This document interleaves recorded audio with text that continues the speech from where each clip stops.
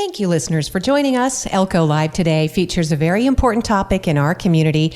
We have a local guest and a visiting guest, and they're all here to talk about the National Alliance on Mental Illness, known commonly as NAMI. So I welcome Robin Reedy, who is the Executive Director of NAMI Nevada. And Robin, you brought with you someone who is new, possibly local, which is nice because she is going to be coordinating programs for NAMI right here in northeastern Nevada. Is that right? That is correct. So Haley Raglund here, and she's actually been doing the work for well over a year. I think closer to 2 years now, as we've been trying to develop this northeastern affiliate. So she's been doing a great job spreading the word, and we thank you for having us here to continue to spread that word. Oh, I'm excited to host you, obviously. NAMI is an important organization and actually has been for decades, right? Yes, since 1979, NAMI's been in existence. Used to be called the NAMI Mommies, who sat on a dining room table trying to figure out how to get resources for their children. And that's how NAMI started.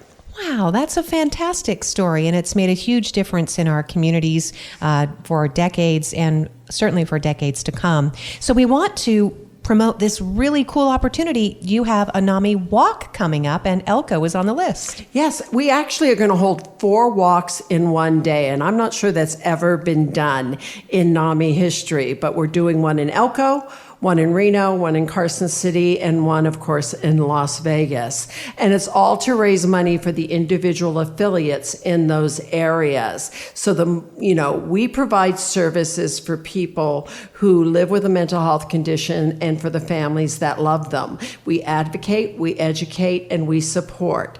I advocate at the state level, talking to decision makers, trying to get evidence-based policies in place, more services for those who need it. And the geographic affiliates, with Northeastern being one, are the ones that actually put out the support groups and put out the education classes locally. And we provide that at no cost to people who attend. But obviously, everything costs money, hence the fundraiser. All right. So this walk is coming up on Saturday, October 7th. And I wondered, did you want to talk about maybe the particulars, Haley, where it's going to be located? So the walk will be at the Elko County Fairgrounds.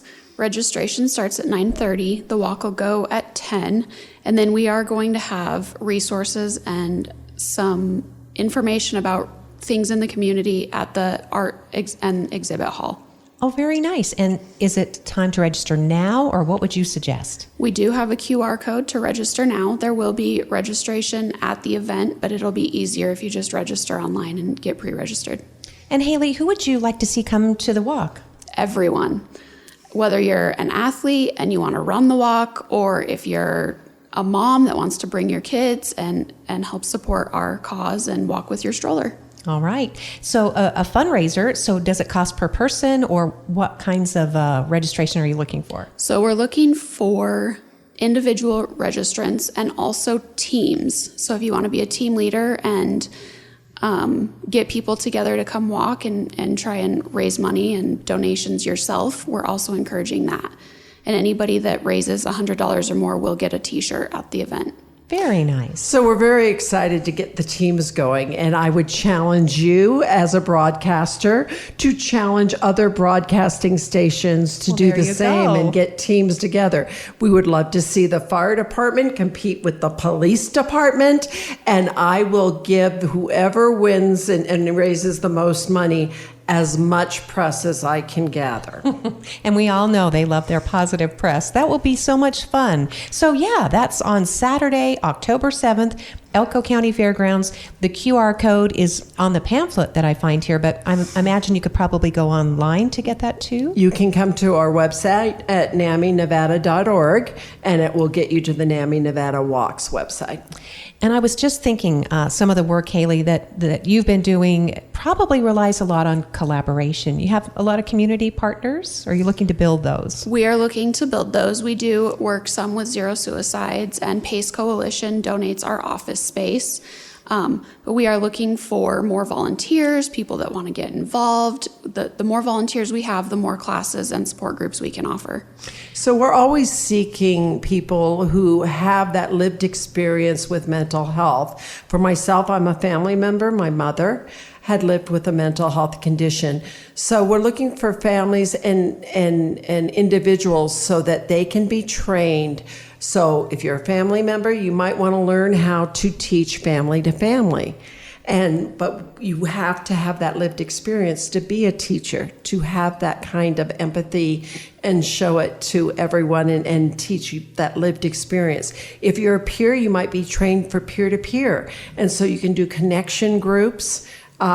We have support groups, but you have to have that kind of background to be a facilitator or a teacher for our programs. So this is an organization that is truly grassroots. You're looking for volunteers who have life experience. Absolutely. And in fact, one of the insignias for NAMI, that is supposed to indicate grassroots, grass growing in the circle. So it is a grassroots organization and trying to let people know that they're not alone.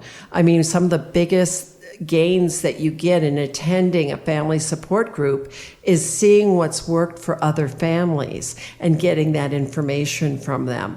And I've watched people come to a family-to-family class, and they start out just very, shoulders drooped, head down. They've given up on everything.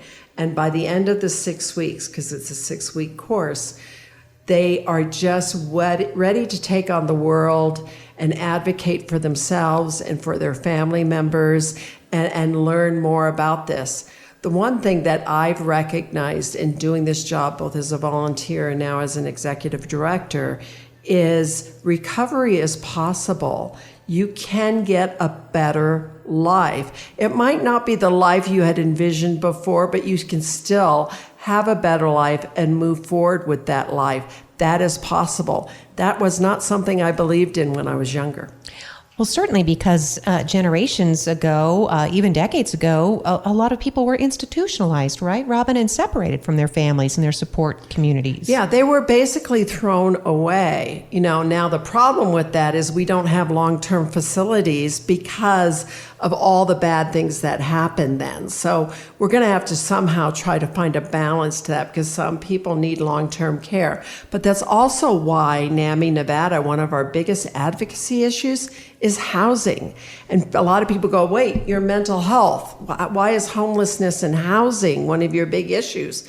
Well, if you don't have housing and you don't have food coming in on a regular basis, how are you going to worry about medications, going to the doctor? It just isn't going to be up there on the chain of events that you need to take care of. So supportive housing is going to become more important as us baby boomers get older and our adult children who may have been being cared for all this time by yourself doesn't have a caregiver, and now they're going to be homeless. So we need to address this issue now before it becomes a crisis. Robin Reedy is the Executive Director of NAMI Nevada, the National Alliance on Mental Illness. And Robin, I think we can even ask you, how did this latest legislative session go and maybe working toward these efforts? Because I know that's a big part of what NAMI's been doing. The session prior, we passed 988 with a revenue stream, which is a miracle because trying to get the legislative session to pass a revenue stream, i.e. fee, tax, whatever, just doesn't happen in the state, but it did. And in our last session, we were able to pass several bills, two of which NAMI pushed and wrote and supported, and it was SB 167 and SB 177. In essence, they're the same bill, but one addressed Medicaid users and one addressed private insurers. But basically what it said was after you've been prescribed one psychotropic medicine from the list, from the formulary, the approved drug list of whatever insurer, if that doesn't work, you can go to anything now, because you don't want to be hopping around taking a ton of different medications, because every time you take a medication, it maps your brain and it changes the way your brain responds to something. So if you take one medication and then you have to go to the next medication might have worked if it was the first medication, but might not work now. So you don't want to lose 1, 2, 3 years of your life trying a bunch of medications, which is typical. We want the doctor and the patient making that decision, not a bureaucrat at an insurance company. All right, so that is now in effect, Medicare and Medicaid. Medicaid and private insurers. Oh, Medicaid and private insurance. Thank you. Okay. Wanted to make sure I got that right. Robin, we'll work on the rest. Okay, yes. Okay. We will continually work. We take each win and we go a little bit further each session. Okay, and we'll check in with you, certainly. So people participating in the walk on October 7th, you can join this mental health movement, right, at several different levels.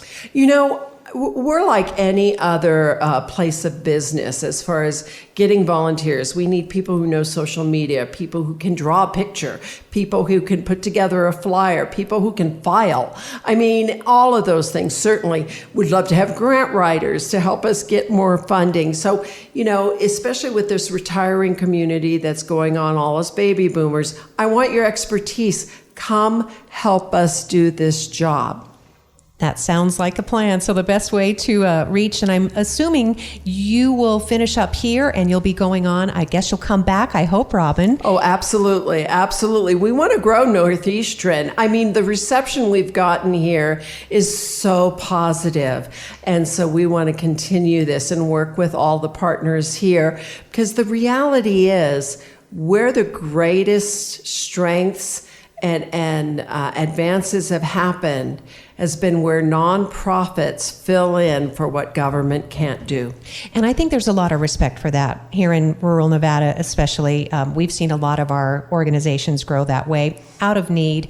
And unfortunately, when it comes to mental health, Nevada is really last on the list. Robin, is that what you understand? You know what? We've been last on the list for decades, number 51. But I will also say the most recent Mental Health America report raised us up a little in terms of adult mental health. But the fact is, if you really read into the material, there's a huge asterisk saying many states didn't report over COVID. So I'm sorry, 3, 4 states didn't report and we moved up.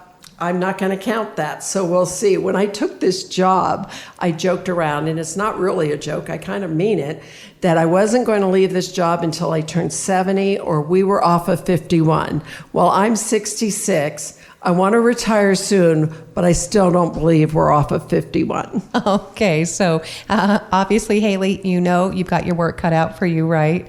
I'm sure, Haley, that you've found a welcome community, at least I'm hoping so, with the various partners that you talked about. Are there ways that people in the Elko community can reach out to you and help support you, or are you available to, say, speak to civic groups and appear at events? Yes, I am, and I do try and get involved at events as they come up.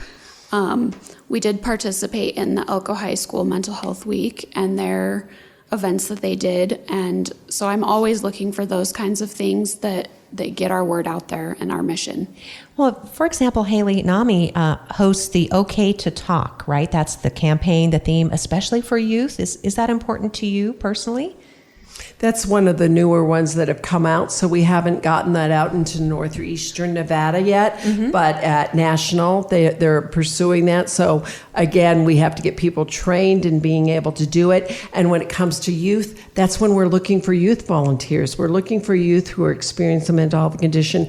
We're looking for 18 to 24-year-olds to get certified as peer support specialists so they can work with youth and maybe address some of the issues that are going on all over the nation. But, especially out here in the rurals, we want to make sure our kids are safe.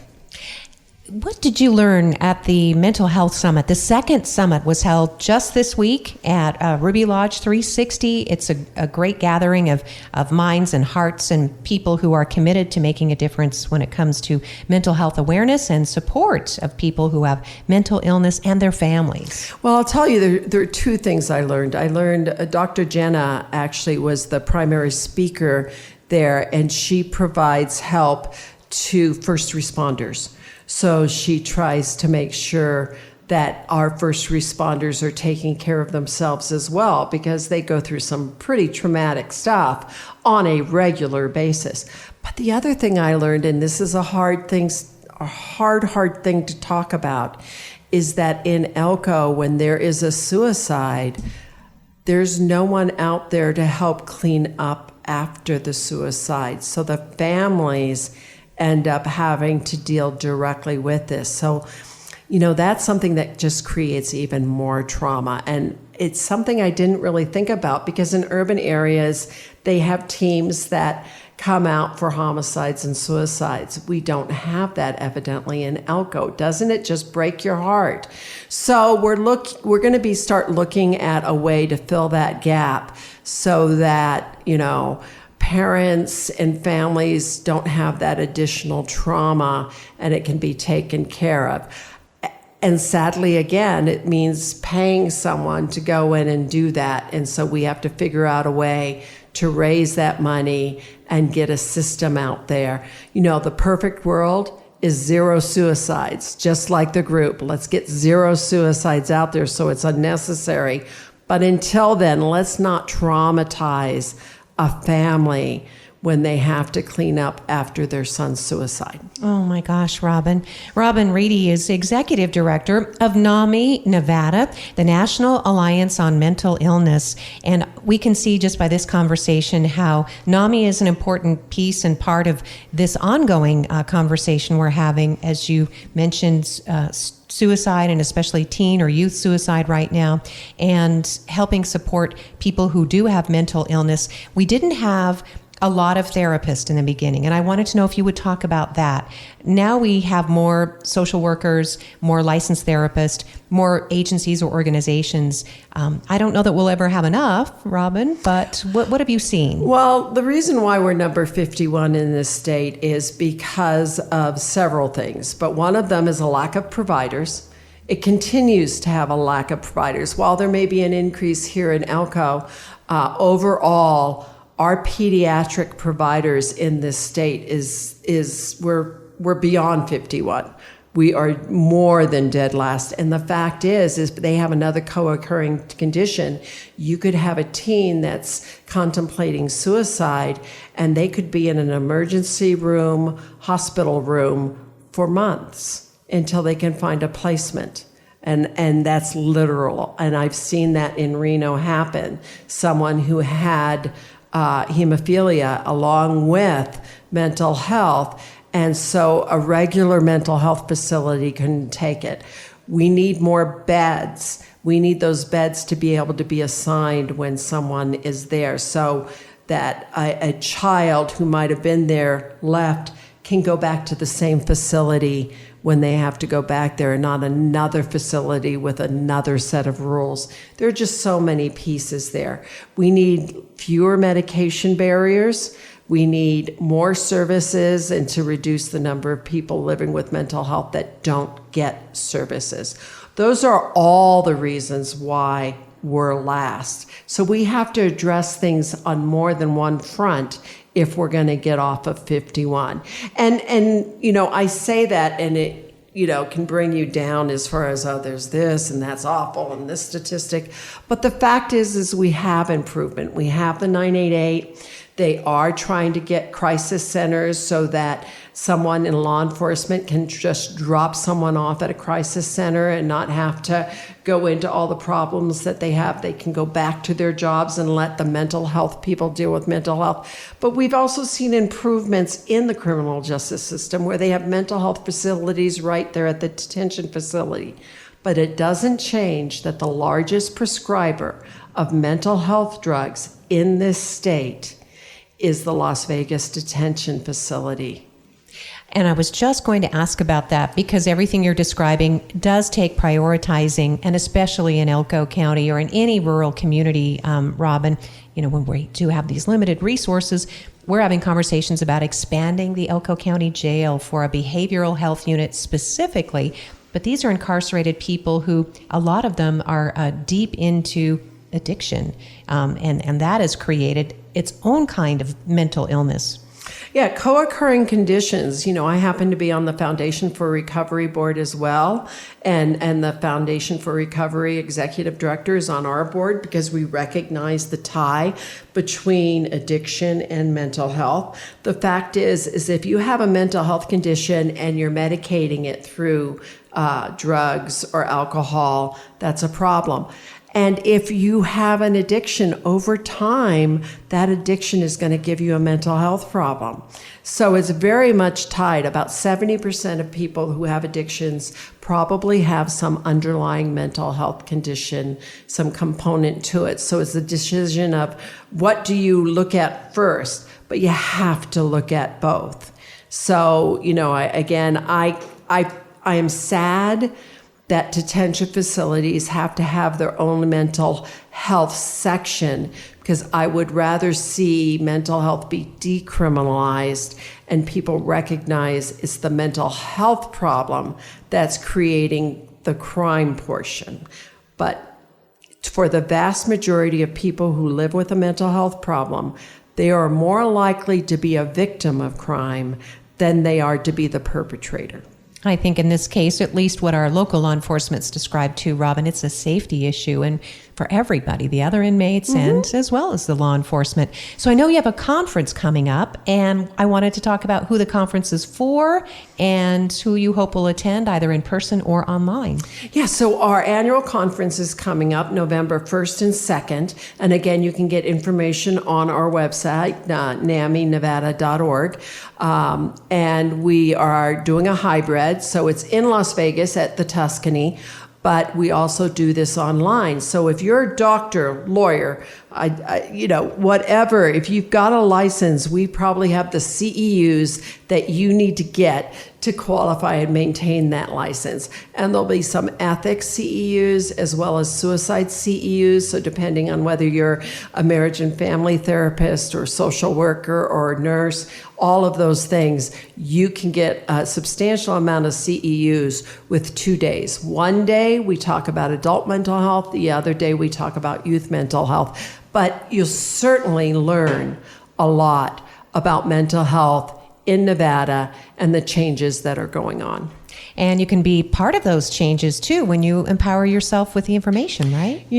We need your voices. The only way we are going to make a difference in the legislature is to add the voices of the lived experience, what you go through, how you fight with your insurance companies for the right services, what's going on out there in the real world, medication changes, forcing you to be on one med when you've been stable on another med. That is the most dangerous time for anyone who lives with a mental health condition.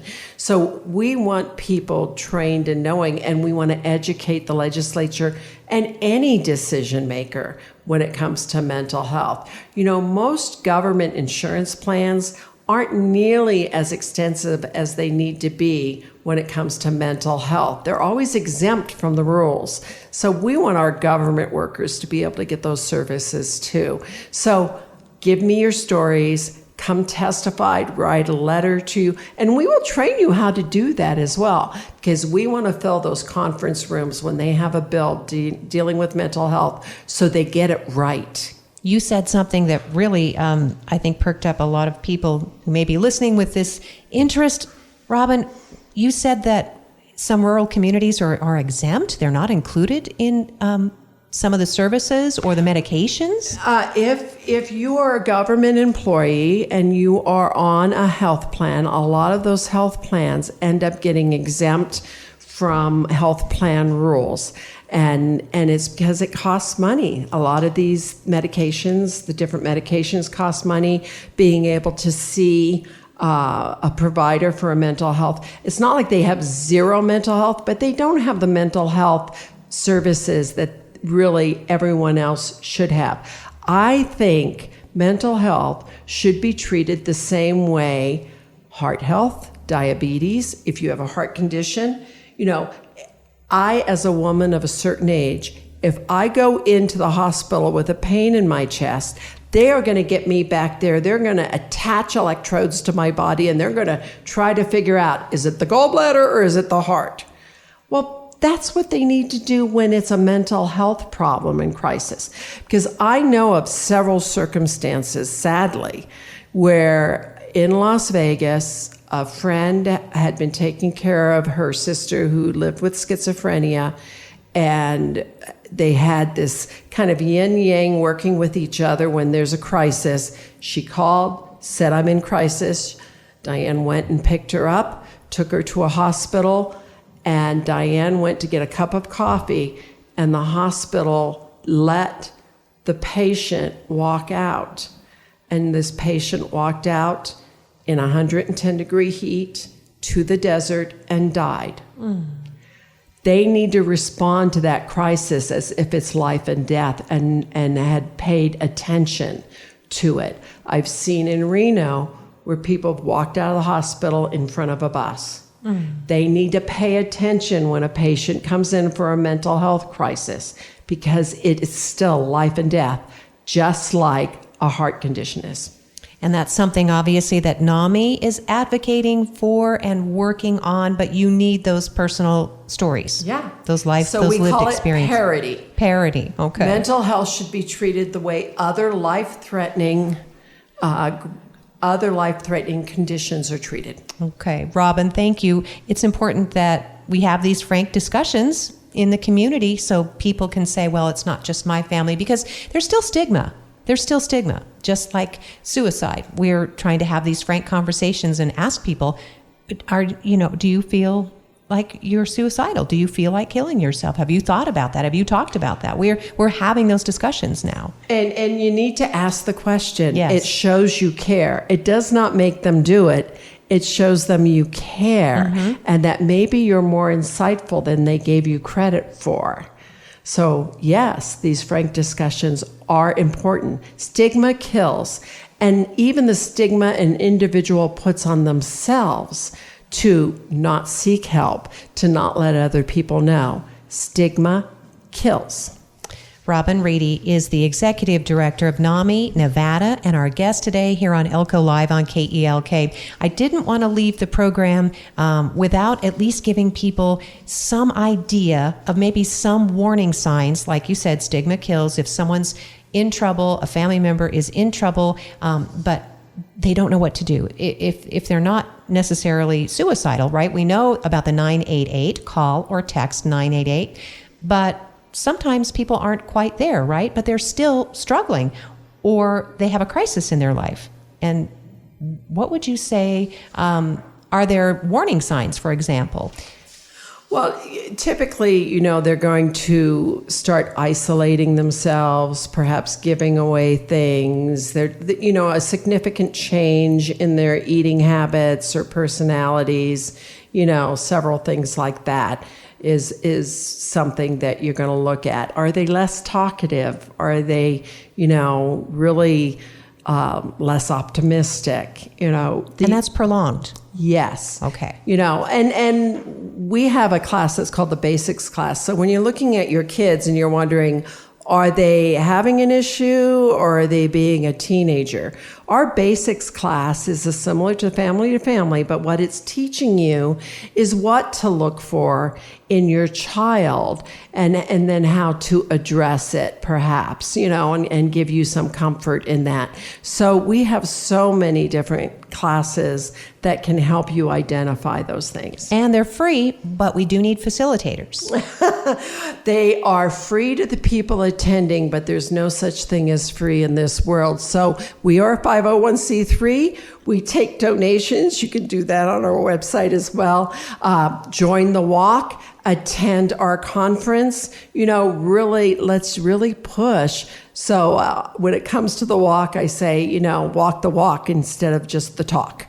That's great, Robin, and help fund NAMI now and into the future, and help bring groups together because we all need to collaborate. This is such an important issue for the community. Everywhere we go, everybody is talking about this, and NAMI is part of the solution as long as we have people who are stepping up, walk the walk. Yep. All right. Saturday, October 7th. I hope we got to most of the topics you were hoping to today. Ladies, I want to thank you both for coming in today. So, and invite you to come back too, Haley. Would you do that? Absolutely. Okay, we appreciate it. And the best way for people to get in touch with you, would you say? That would be by phone.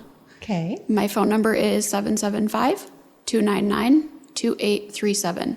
Okay, we'll remind people, and I think that is available on those resource cards that are distributed by Nevada Health Centers, another important partner.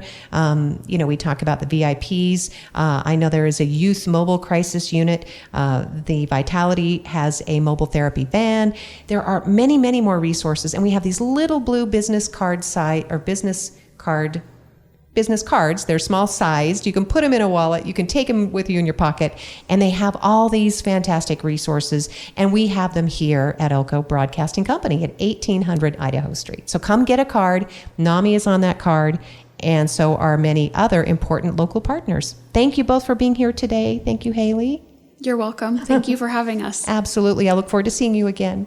I look forward to working with you more. Great. Robin, thanks for bringing Haley in today. And thank you. I hope you'll come back too. I will absolutely be back. Yeah, we love to talk about legislative matters. So we need to start talking more about that too, Robin. And we can do this by phone. Yes, we can. Thank you, listeners, for joining us today for Elko Live here on KELK.